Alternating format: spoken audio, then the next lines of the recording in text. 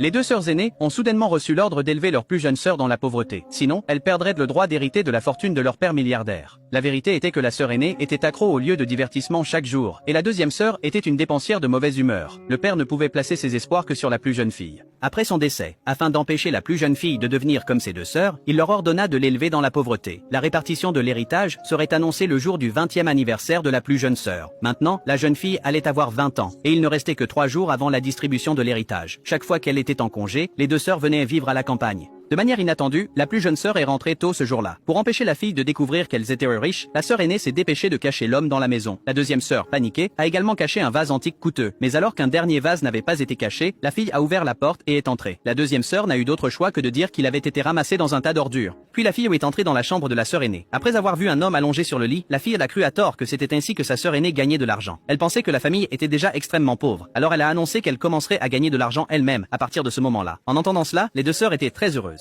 Ils ignoraient que la fille travaillait comme serveuse dans un lieu de divertissement. Elle sauva accidentellement un homme riche qui avait été empoisonné. Juste au moment où la fille s'apprêtait à partir, l'homme reçut un appel de sa mère, le pressant de se marier. Il offrit 3 millions de dollars pour qu'ils entrent dans un faux mariage. Pour alléger le fardeau de ses deux sœurs, la fille a accepté, mais les deux sœurs se sont opposées à son faux mariage. Le dernier souhait de leur père était que la fille vive une vie pauvre. Il ne restait plus que 3 jours. Elles ne voulaient pas que des problèmes surviennent. À ce moment-là, l'homme a appelé en disant qu'il apporterait l'accord de mariage factice le lendemain. Les deux sœurs n'ont pas dormi de toute la nuit, car une fois que la fille commencerait à vivre une vie riche, elles perdraient l'héritage de leur père. Soudain, l'aînée eut une idée. Elle décida de présenter la fille à un bonhomme. Inattendu, l'homme qu'elle choisit était le même partenaire de mariage fictif. Bientôt, l'homme vint chez elle et emmena la fille. À ce moment-là, il a reçu un autre appel de sa mère disant que les deux filles d'une famille riche voulaient le rencontrer pour un rendez-vous à l'aveugle, sans se rendre compte qu'elles étaient en fait les deux sœurs de la fille. L'homme a demandé à la fille de l'aider à gâcher le rendez-vous le lendemain. Le lendemain, la fille est arrivée chez l'homme. Les deux sœurs sont également arrivées après avoir retrouvé leurs véritables identités. Quand ils se sont rencontrés, ils étaient tous extrêmement choqués.